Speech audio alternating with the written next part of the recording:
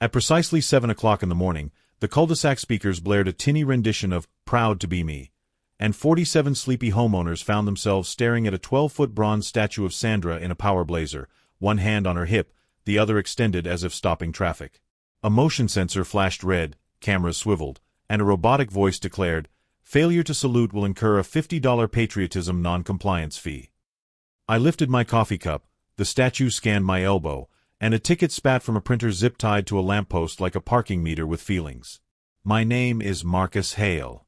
I'm a night shift paramedic who keeps to himself, lives quiet, grills quieter, waves once if you're lucky.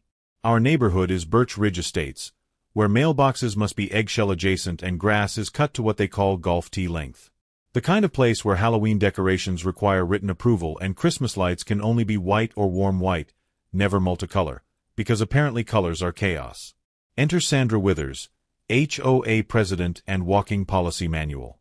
Sandra speaks in bylaws the way chiropractors speak in vertebrae. She's been president for 6 years, running unopposed because nobody else wanted the job, which she interpreted as a mandate from heaven. Last month she lost her mind over my unsanctioned rosemary bush, claiming it violated the native plant-only rule, despite rosemary growing wild in half of California. This month she built a statue of herself.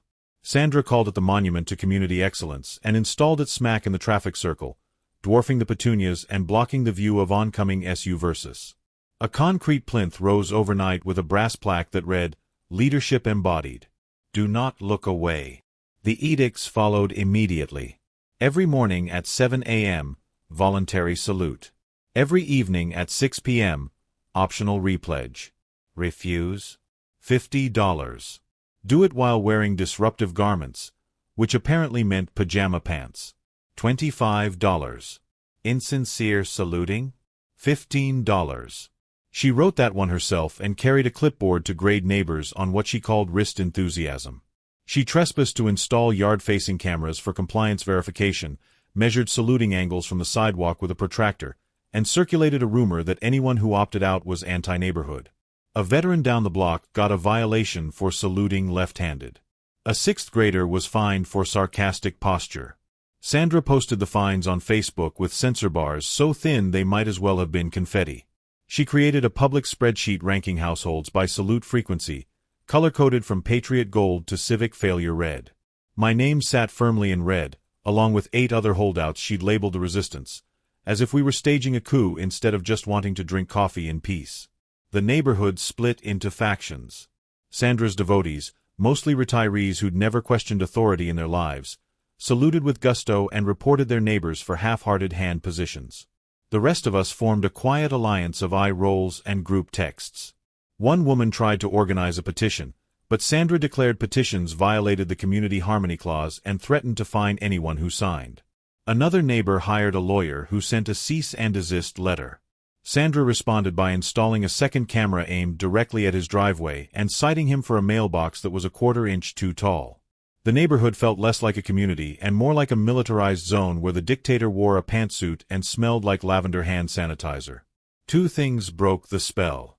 First, a board member named Tommy Rule, a soft-spoken CPA with ulcer eyes, slipped me a folder containing receipts for a $28,780 artistic consultation paid to Withers Visioning LLC, which was Sandra's side hustle, and an invoice for patriotic audio licensing from a website called Anthems for Youth Biz. The folder also contained emails where Sandra had pressured the board to approve the statue by claiming it would increase property values by 10%, a number she'd apparently pulled from thin air and a vision board. Second, a UPS driver clipped the statue's planter and nearly spun into traffic because the plinth blocked the sight line to the intersection. The driver was fine, but shaken, and filed a complaint with the city about the hazard. That's when I made my calls. I called City Zoning, Public Works, and for dessert, ASCAP and BMI about the daily anthem, because if Sandra wanted to play dictator, she could at least pay the licensing fees. When zoning arrived, Sandra tried her favorite magic trick, lying to authority with confidence. "It's not a statue," she said, tapping her bronze twin with one manicured finger. "It's a wayfinding device." The inspector, a tired-looking man named Rodriguez who'd clearly seen his share of HOA nonsense, stared at her for a long moment. He asked for the permit, the structural engineer's stamp, and the decibel readings for the daily audio broadcasts. Sandra produced a brochure about community beautification and a muffin basket from the expensive bakery downtown. Inspector Rodriguez set the basket aside without touching it. He produced a stop-use and removal notice and scheduled a safety hearing for the following week. Sandra's face went through several shades of red. She ripped the notice off the plinth, crumpled it dramatically, and announced a mandatory dawn pledgeathon to show the city our unity, as if forced patriotism could override building codes and basic physics. Tommy and I went full spreadsheet mode. We compiled fines, audio logs, and the HOA budget line mysteriously called Civic Aura Enhancements. I sent everything to the city, the HOA insurer, and, for flavor, a local reporter who loves words like boondoggle and had been waiting for a story like this for months. The insurer replied first with a coverage reservation pending investigation of self-dealing and knowing violations. Translation: they were not paying for a top-heavy monument to hubris. City Public Works taped bright orange barricades around the statue and cited sightline obstruction, foundation noncompliance, and unauthorized surveillance equipment facing private property. Then ASCAP emailed the board stating that a public performance license was required. Sandra had been blasting a royalty track from a bargain site, and every play was a potential violation, retroactively billable. We're talking hundreds of plays over 6 weeks. The board's group chat, which Tommy leaked to me, transformed into a panic sonata. Messages flew at all hours. Are we personally liable? Can they garnish wages for this? Delete the speakers. Should we get lawyers? Sandra, please respond. Sandra, for her part, had gone radio silent, presumably consulting her own lawyer or building a backup statue in her garage. For once, I didn't have to raise my voice. The city did it for me. The reporter did too, publishing an article titled, HOA President's Bronze Dream Becomes Legal Nightmare, with a photo of Sandra posing next to her statue like a proud parent at graduation. On the morning of the pledgeathon, Sandra mounted a portable stage beneath her own bronze gaze. She wore a sash that said founder and a lapel pin of herself wearing the sash. She'd clearly spent the previous evening preparing a speech, because she held index cards and kept glancing at them nervously. About 30 people showed up, half out of genuine support, half out of morbid curiosity to see what would happen next. I stood in the back with my phone camera ready. She hit the remote to start the anthem. Nothing. Only the feedback squeal of a wounded amplifier. She smashed the button again with increasing desperation, her professional composure cracking. The overpowered amp coughed, the generator hiccuped, and the subwoofer vibrated the plinth just enough to reveal the unsealed anchor bolts. Someone in the crowd gasped. Sandra didn't notice. A mild gust of wind, because Birch Ridge is famous for its passive-aggressive weather, pushed the Bronze Queen 2 inches off true. The statue tipped in slow-motion majesty, like a cruise ship bowing to the ocean. Time seemed to stop. The crowd scattered in all directions, some people screaming, others just running in silent terror. The bronze hand, forever raised to command salutes, landed palm first on Sandra's stage, snapping the plywood like a toothpick and catapulting her ribbon scissors into the begonias. The impact sent a shock wave through the ground. Sandra tried to run, but her heel caught on the stage edge.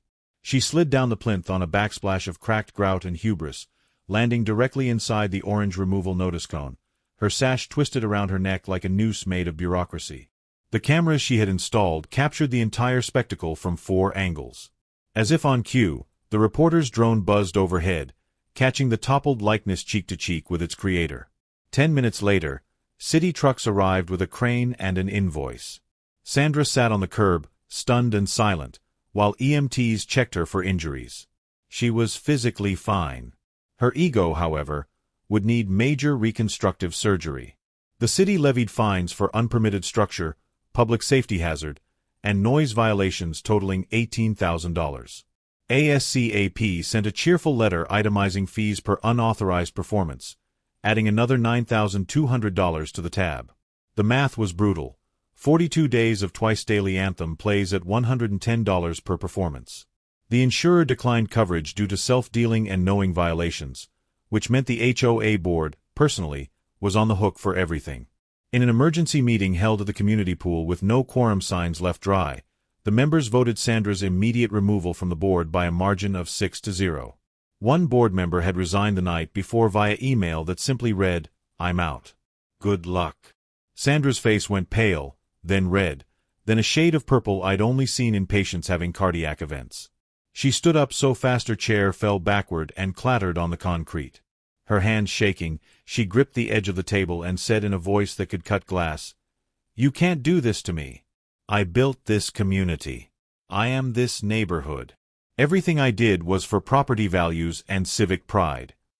Tommy, quiet Tommy who'd spent 6 years nodding along to her edicts, finally spoke up. He said calmly, "You built a statue of yourself with HOA funds and fined people for not worshipping it. That's not leadership. That's a cult." Sandra opened her mouth to respond, then closed it. She grabbed her designer purse, knocked over a stack of financial reports, and walked out without another word. Her reign of bronze and bylaws was over.